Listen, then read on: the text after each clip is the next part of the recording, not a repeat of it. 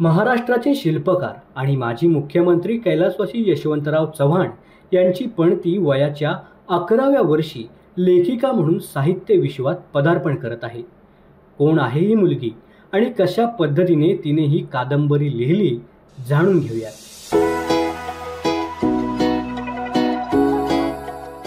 नाव अमायरा चव्हाण, वय 11 वर्ष। मला पुस्तक खूप वर्षांपासून लिहायचं होतं। आय थिंक मी पहिलीत होते तेव्हा पुस्तक लिहायचं ठरवलं। मला ऑलवेज फिक्शन ॲडव्हेंचर लिहायचं होतं, म्हणून थोडंसं फ्लॅश आउट करायला इन्स्पिरेशन घेतलं इकडनं तिकडनं आणि झालं। कॅरेक्टर्स फॉर्म झाले, त्यांना डेव्हलप करताना नवीन प्लॉटचे आयडियाज पण सुचले। मग सुरू केलं लिहायला, परत लिहिलं आणि झालं। तिने पहिलीपासून बघितलेलं स्वप्न आज द ट्रेल डायरीज या साहसी आणि कल्पनारम्य कादंबरीच्या माध्यमातून पूर्ण होतंय।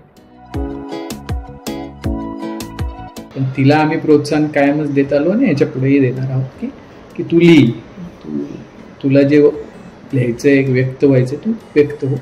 आपल्याला जसं शक्य आहे तसं आपण पब्लिश वगैरे करण्याच्या प्रोसेसमधनं बाहेर पडतो।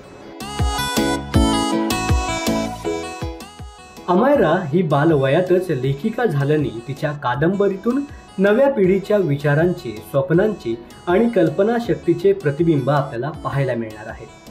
आई म्हणून मला असं वाटतं जशी ती माझी मुलगी आहे तसं तिलाही स्वतःला असं वाटतं की अरे हे माझं काहीतरी बेबी आहे आणि हे पूर्णत्वास येते। ती पण खूप क्युरियस आहे, अँक्शियस आहे, तशीच मी सुद्धा त्याबाबत आहे, कारण ती माझ्या मुलीचं ते पहिलं असं काहीतरी उमलते, पहिलं येते। सो मलाही खूप त्याच्याबद्दल उत्सुकता आहे।